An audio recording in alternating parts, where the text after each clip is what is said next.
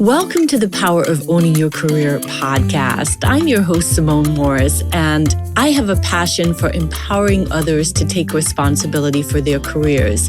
Yes, I've written several books on owning your career and am loving hosting this podcast. This podcast is for you if you're willing to make a shift to the driver's seat in your career.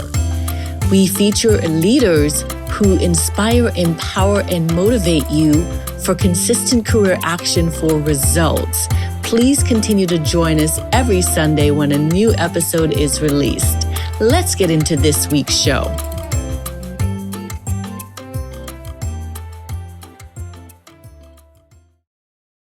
Welcome to this week's episode of the Power of Owning Your Career podcast. Now, as a career coach, I'm excited when I see a tagline, America's Career Coach, and I want to know the story behind that. I'm delighted today to welcome to the show Ken Coleman, who's in the broadcast space with Ramsey Solutions, author, best-selling author. And so excited to welcome you to the show, Ken. Welcome. Well, thank you for having me. I'm delighted to be with you. Absolutely. So let's get right to that tagline and the journey to becoming America's career coach. Tell us about your career story. Give us the highlights. I want to dance in the conversation with you. So give us the highlights of your career journey, please. Yeah. So I was a young guy who was very, very ambitious. And as a result of that ambition, pretty focused. And so the start of my career was in politics. I was working on campaigns in the Commonwealth of Virginia, my home state. And as a result, had some success and woke up one day at the age of 22 working for the governor of Virginia. So had really the whole thing right in front of me, wearing suits and the whole 9 yards and playing in this space that I felt that I was called to be in. And so I did that for about a year. And as any young 20-something will tell you and has probably experienced, I got restless with the pace of governing, which was much slower than the pace of politicking, campaigning. That's a go, go, go, go, go. It's a new fight all the time, and you're moving from campaign to campaign. And so I began to realize that it was time for me, if I was going to stay in politics, and I was still feeling that was the case, that I would run for office one day. So as a young guy, I was like, oh, I need a resume that is not politics. I need to get in business, get into a leadership position, do well there. And then when the timing is right, I can move back into politics and run for office with a business leadership background. So that's what I did. I wind up in Atlanta, and I'm in my early 30s. I'm a vice president of a great company working for John Maxwell, a global recognized leadership guru and best-selling author. And in that season, I realized that politics isn't it. I thought it was. I was sure of it. And again, I'm giving the highlights here. But through a series of events and observations, I lost the juice for it, the passion for it. I began to question the influence, and could I do what I felt like I thought I could do in that particular space. Came to the conclusion that no, that's not it. But that conclusion led to confusion because I was now at a place where, wait a second, I've been on this one path my entire life for a decade, and now that's not the path. So did I waste my life up to this point? What am I supposed to do? Once I figure that out, is it too late? How am I going to get there? These are the questions of confusion. And that's what I was wrestling with. Let me ask a question because some thoughts come up for me as you mentioned working with John Maxwell and you woke up one morning and you're working for the governor. What steps did you take to make those high power moves? Those are those names or those opportunities are. You mentioned that you're focused. What are the skills or what was going on in your mind and what did you do to make those leaps? Yeah, it's a great question. And I write about this extensively in my new book, From Paycheck to Purpose. It is stage 3 of the 7 stages that we unpack in the book. Stage 3 is get connected. And I was just a guy that I knew how to get connected before I learned the art of connection that I write about in the book. I was a guy who naturally just had kind of that bloodhound nose. I come from a family of hunters. I'm not a big hunter, but dogs, hunting dogs, they have a scent. You understand, whether it's a bird or whatever the animal is. I don't know much about hunting, but I know that it's all about the scent, and they lock in on it and they know how to get after it. And this idea of knowing who to get to and get in front of them.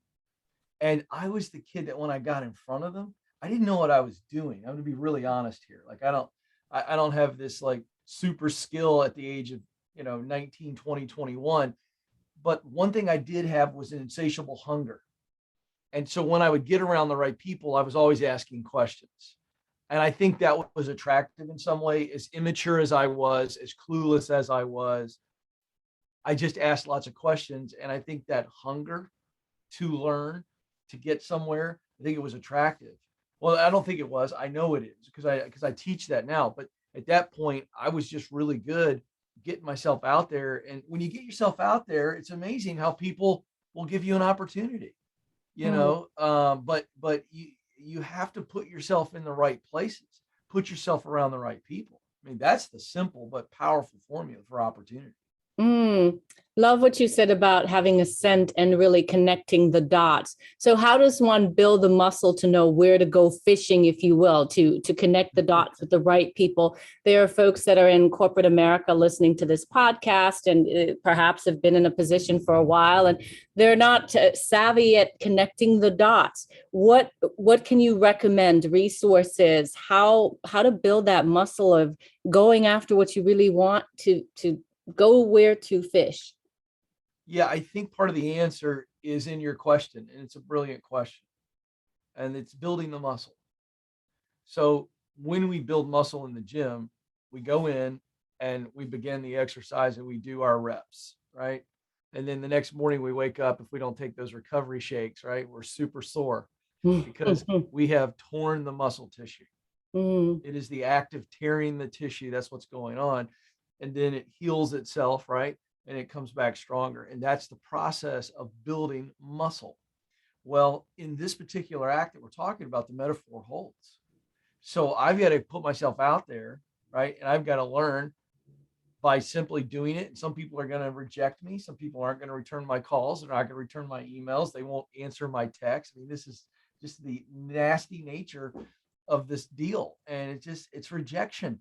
And so the way you build muscle in the gym is the same way. You got to just keep showing up, and it's going to hurt. You're going to be sore, but you recover from it. You reflect on the experience, you get better at it. And then all of a sudden you have the strength to keep going, and you go, okay, I've experienced rejection. It sucked in the moment, but I woke up the next day and I'm over it now. So now the next time I'm not as scared of the rejection, or can we just say the vulnerability? The vulnerability in this process is horrifying to put yourself out there. So, I wish I had some super amazing answer. It's just repetition, right? It's you asked it and you answered it. Building the muscle. I have to keep showing up, putting in the reps, and then the benefit comes after a serious amount of reps. That's where it pays off. Love the gym metaphor. Thank you for weaving that back in. Wondering if we could go back to your story, because it strikes me that relationships are key, but also you have to be able to ask. You mentioned asking questions, but you also have to be able to ask for what you want. And you have taken some strategic, perhaps, some key moves in your career. So tell us the rest of the career story. I got curious, and so tell us the rest of after John Maxwell to your current space. Tell us a bit more about that. Yeah, just to take everybody back where we are. So here I am. I'm miserable. I'm laying awake in the in the early mornings, all night. I can't sleep. I'm restless, and it's my soul. My soul's restless because I know it's not politics, but I don't know what's next, right? And so I begin this journey of trying to rediscover who I am, Mm. because I got to know who I am, right? Before I can figure out where I want to go. And I think so many people, this is what you do for a living. So many people get focused on the where before they figure out the who. And I got to know who I am uniquely. That determines the where. It determines the what.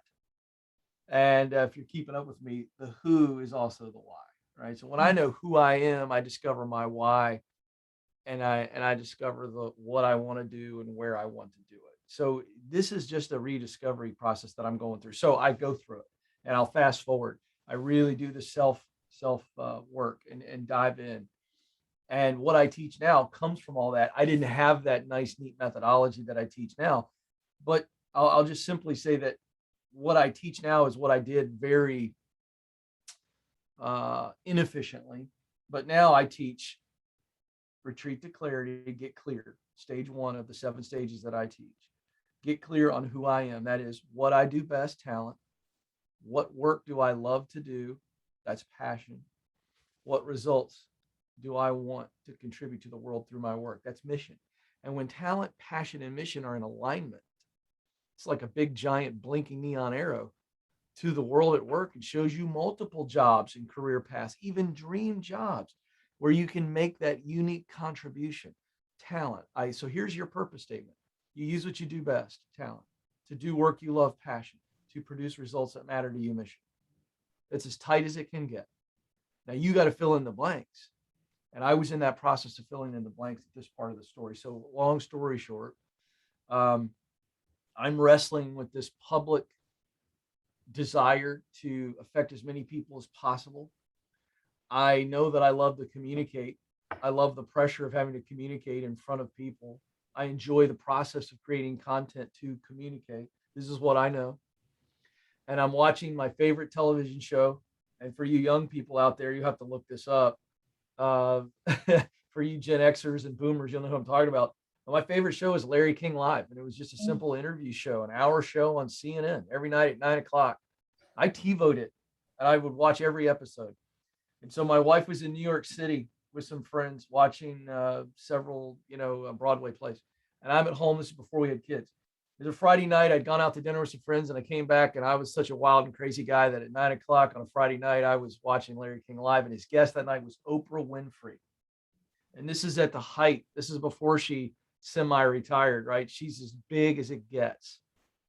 And I'd always loved Oprah, so I was super excited about this interview. And at one point in the interview, Larry says to her, and I write about this story in the book, he says, Oprah, have you ever considered running for U.S. Senate from Illinois or even President of the United States? Very legit question. And she immediately dismisses him. She's like, oh, Larry, no. And he follows up and he says, why? Why so dismissive of that? And she says, Larry, it's simple. I influence more people every day through my television show, O Magazine, our event tour, than I could ever influence in politics. Mm. And I'm about influencing people. And it would be a distraction. And in that moment, it was almost as if God reached down and just tapped the tuning fork in my chest.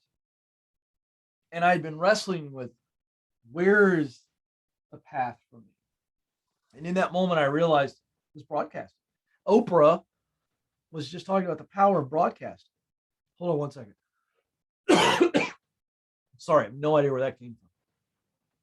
And so Oprah highlights an area that I had never looked at, that I could influence people that didn't agree with me on areas of politics or faith or whatever, but that I could have a common ground with them. I didn't and through broadcasting, I was going to try to figure out a way to have a conversation that would lift people, not divide people. That's all I knew at the time.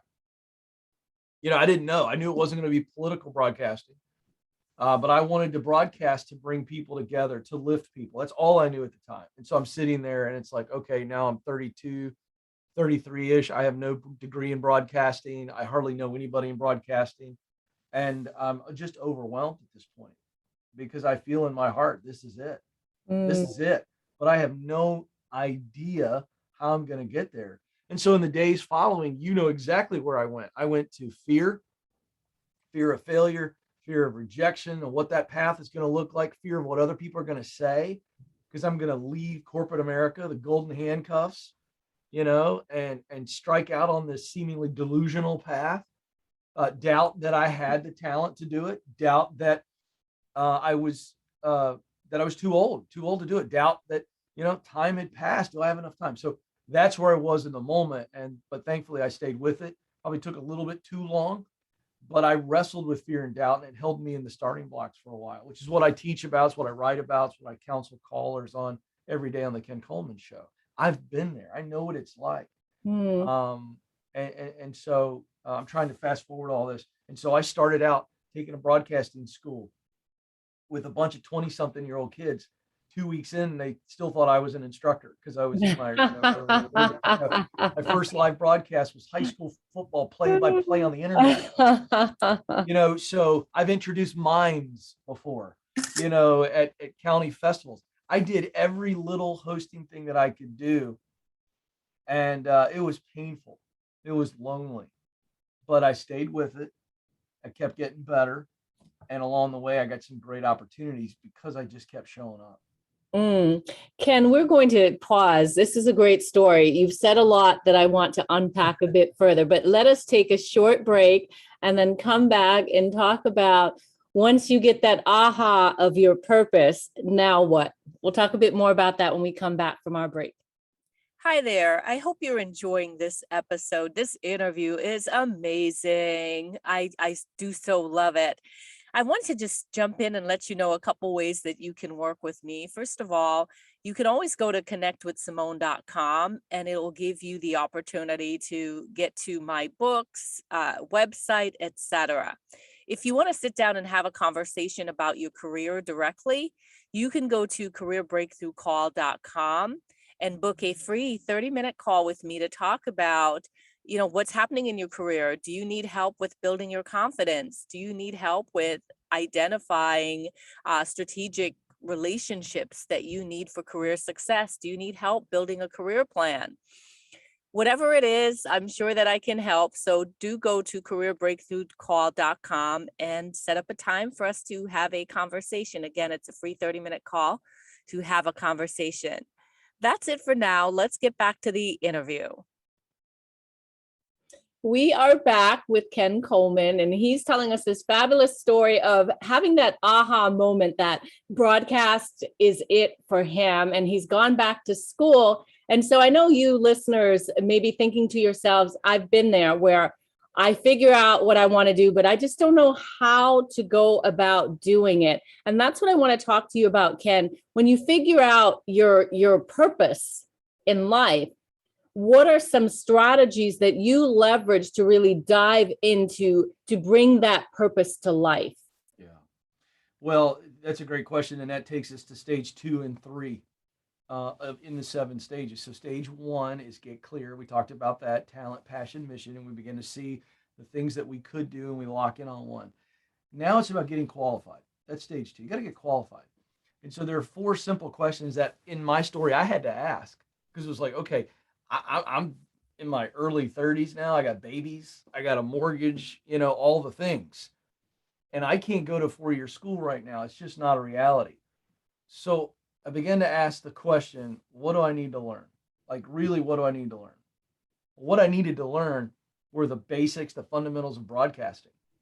Okay. That's audio broadcasting, video broadcasting, how to edit, how to write a news story, all the things. I just hadn't taken that. So I signed up for this broadcasting school and I realized that I'm going to learn the fundamentals there. And so this is a great option for many people. Many people think that the 4-year degree is the only way to get qualified, and it's not. And so there are 4 qualifying questions. I'll just lay them out because this is really practical plan stuff. So I asked myself in the moment, what do I need to learn? That's the education question. Number 2, what do I need to do? That's the experience question. Third, how much is that going to cost me? That's the economic question. And fourth, based on those 3 answers, How long is it going to take? That's the expectation question. Those four simple questions become the foundation of your plan. And absent of a plan, here's what I know after talking to 5,000 plus callers on live radio. When you don't have a plan, you stay paralyzed. You're just not going to move forward because the fear of the unknown is the greatest fear that the human ever faces. In my own journey and in my opinion, after listening to that many people talk to me about their journey. And so those four questions allow you to come up with a plan. What do I need to learn? Education. What do I need to do? Experience. How much is that going to cost me? Economics. How long is it going to take? Expectation. And now all of a sudden, we've got ourselves a plan. Now, here's what's great. While I am executing on getting qualified to get the ticket to the dance, I'm also getting connected, which is stage 3. So you can and should be walking through stages 2 and 3 consecutively. While I'm getting qualified, I got my head down. This is a hard stage. Stage 2 is hard because we are doing what we must do so that we can do what we want to do. But man, it's hard when we're locked in on doing what we must do. And so while we're doing that, we can be connecting, putting ourselves around the right people, putting ourselves in the right places. In stage 3, in the book, we write about the proximity principle, which is a previous bestseller of mine. It's all about the art of connecting. And the proximity principle is simply this. In order to do what I want to do, I've got to be around people that are doing it and be in places where it is happening. Now, that is mind-blowingly simple. I mean, there's nothing special about that little principle, and yet it's incredibly powerful. But we don't think this way.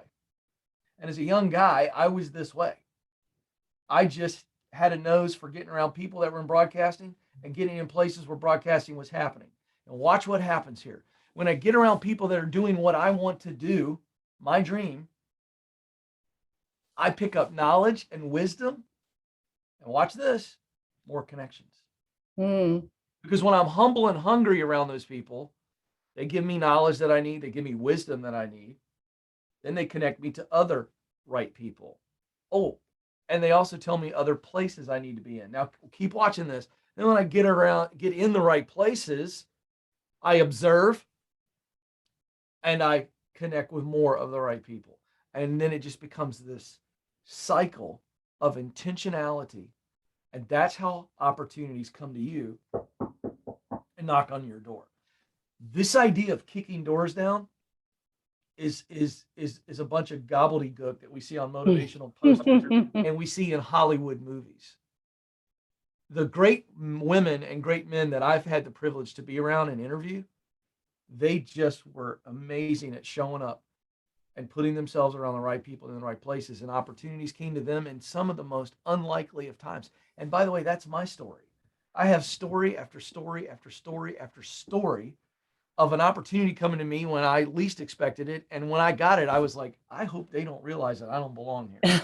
All right, Ken, you're going to have to tell us one of those stories. But before you do that, let me say you're talking to a project manager. So that plan thing is definitely resonating with me. There's a saying, proper planning prevents poor performance. So spot on with what you're saying, be consistent, have that plan. But I still go back to the notion of what we were talking about in the previous segment about you can be in a place, but you have to nurture those connections so they get to a point where people want to give you nuggets without you having to ask for a nugget. But you also have to ask for opportunities, and you have to say yes. So tell us one of those stories of what happened to you personally, and highlight you saying yes and some wisdom here for our audience. Yeah. So one of the great opportunities that I ever had that set me on the course that I'm on is I'm in this season. We're still in Atlanta. I'm still working for John Maxwell, and I've had my Oprah moment, right? I love saying that, by the way, because I don't know how many millions of people have had an Oprah moment, but that was my Oprah moment, right? And so I'm now trying to figure this out, and I still got this day job, right? And I'm trying to figure out what's going to happen. And John had a big leadership simulcast coming up, and one of the speakers was going to be Mike Krzyzewski, the legendary, still the Hall of Fame basketball coach for Duke. Mm. And so he had a massive schedule snafu that happened, and it prevented him from coming to speak. And so the team, I was a part of the team. They called me in to brainstorm. What are we going to do? Because he can't come speak, but he has offered to do an interview. And I'm secretly sitting in that room going, "Gee whiz, I'd love to do the interview." There's no chance.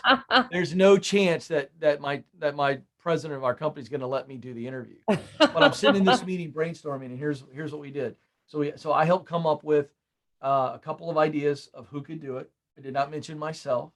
I wanted to, but I added value, and we came up with a guy who was at that time Fox Sports South voice of the Braves on television. And so came up with that. But here's what I did do. I said, I'm one of the biggest Coach K fans on the planet. I will volunteer to read his book, Leading with the Heart, and I will help Bob prepare the interview because he's very, very busy. So if it helps Bob say yes to do the interview, if I help write the interview for him and be his research assistant, whatever I can do. Okay. So they like that idea, right? That's proximity. Now I'm volunteering to help this guy do the interview that I would love to do, but I know I'm probably going to maybe get to go to the interview. I'm going to get to work with a professional television, host and broadcaster and learn something, get connected to Bob. Didn't know him hardly at all. I met him once. So that's what happened. Would you believe? Bob was like, absolutely. I need your help. My schedule's nuts. I'd be happy for you to do that. So we began to work together, got to know each other. 2 days before we're supposed to go to Durham, North Carolina to do the interview. Watch this, folks. Bob calls us up. Bob calls us up and says, we had a rain out last week, and Major League Baseball scheduled the makeup game on the day, my off day, that we were supposed to do the interview, guys. I can't do the interview. Same group comes together. What are we going to do? And the president of the company goes, Coleman, you wrote the interview. You're going to do it. And that was the very first interview I had ever done with a legendary Hall of Fame leader. I got to do the interview, and I wrote about this in my very first book. We were 30 minutes in, and we had to stop and change tapes. That's how long ago we did it. And while we were sitting there knee to knee, he looked at me and he said, let me tell you something, Ken. I haven't enjoyed an interview like this in a very, very long time. He goes, you are a fantastic interviewer. And I looked over to see if anybody else had heard him. And that was the moment. That was the moment when I felt God was hugging me, and he was saying, this is what you're supposed to do. And so that was an amazing opportunity of proximity that really, truly set my trajectory. Ken, I feel like I want to name your episode Get Your God Hug. I've heard God smack, but I really love that God is hugging you. And I because it's resonating with me, I've had that experience where there's validation. This is the path that I truly should go on. And that was that moment. I love that. Yeah, I'm glad you like that, because I'm not here to preach and proselytize, but I think people need to realize that God wants to hug a whole lot more than he wants to smack. Love that. Love that. Listeners, I hope you're letting that hit your heart, because it's hit mine, and I appreciate the message. Ken, before we run out of time, tell us about some of the resources. That was a great story, by the way. I'm inspired by the story. Tell us about some of the resources that you used in your career to level up. Yeah. Well, I got to tell you, I believe so much in self-awareness. Self-awareness is a superpower. And it's back to that first stage I talked about, get clear. And so, I did a lot of assessments and things like that, whether it be personality assessments. Certainly Strength Finders was a resource I used early on. And as a result of that, I created the Get Clear Career Assessment. And it's it's a wonderful tool, because where Strength Finders measured talent alone through strengths, we measure and report to you on talent, passion, and mission. Talent, what you do best; passion, the type of work that you love; and then mission, the results that drive you. And in this assessment, we've got 12 universal talents, 15 universal types of work. They're big bucket types of work, passion, and then 6 missional drivers based from psychology. And so I created the resource that I wish I had. is why I'm answering it that way. Because I didn't have that resource. I had to figure it out on my own. But I just believe in those type of resources because awareness is so important. And you know this as a professional coach. I think the biggest need that I'm trying to deal with in my journey is people need to know what their unique contribution is. And they're too busy looking at everybody else to get the idea. I want them looking inward because I believe the answer to their unique contribution has already been hardwired in them. Talent. You're hardwired. You come into this planet with talent. You can develop that into skill. You come into this world with passion, something you're willing to suffer for because it matters so much to you. And then you come into this world with a sense of mission and contribution. You want to make a difference, not just do something you love. It's set your heart on fire, but you want to make a difference in the lives of others. So those are the type of tools that really helped me on this journey. I wonder, you've got the book Paycheck to Purpose, and you've got other books as well that you referenced in the show. Yeah. So, thinking about your career body of work, what would the title be if it's not one of the books that you've already written? What would the title of your career body of work be? It's a good question. It's a big one.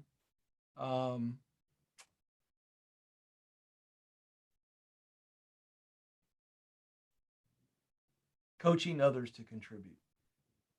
Coaching others to contribute. Is that what you said? Yeah. I mean, I would never put that out on a book, but you asked me, how would I title my career? Yeah. And that's it. Those are the three words. I'm a word guy. I'm a content guy. So those three words sum up everything that I want to do, everything that I am doing. The coach is the role I play. Coaching is the work I do. Others, that's who I'm after. It's about people. But I don't want to just connect with them and lift them.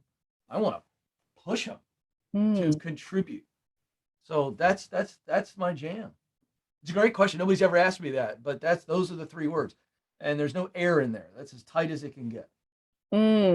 Love it. This has been fabulous, Ken. I feel like I could talk to you all day. I mean, so much wisdom. And I want to thank you for stopping by the Power of Owning Your Career podcast. Can you please tell our listeners how they can stay connected with you? Yeah. Well, if this book strikes a chord with you, it's going to help you on your journey. From Paycheck to Purpose is the new book. You can get it at kencoleman.com. You can also get that Get Clear Career Assessment in a bundle for only $30. And kencoleman.com is the website where we have a ton of free resources. And you can connect with me on social media there. You can also see where you can listen and watch the Ken Coleman Show. So that's the best place to do it. And, I say this on every show that I get to be on. I have the distinct privilege to show up every day for 2 hours and take live phone calls from around the globe because of the podcast. I get calls from Europe, Asia, Africa, and of course the United States. And so if I can help you, you can change your name, you can change your location. It's a safe place and it's a free phone call. Awesome. Well, we'll be sure to put a link to that in the show notes. So again, Ken, thank you so much for being a guest on the Power of Owning Your Career podcast. I had a blast. Thank you so much. You are welcomed. I sincerely hope that you enjoyed this week's empowering career story on the podcast. If you did, I'm going to ask you to do me a favor. Wherever you listen to the podcast, be sure that you are subscribing and that you rate and review the podcast. It's so important as we continue to spread the word of career empowerment. In addition, you can head over to the LinkedIn platform and join the Power of Owning Your Career discussion group. There you can have access to the guests who have been on the podcast, as well as others listening to the podcast, as well as myself, where we can continue the conversation. I hope to see you on that platform. You can also email me at pooyc@simonemorris.com if you have a suggestion for guest or a message that you want me to hear personally. Thanks so much, and make it an inspiring, empowering week in your career.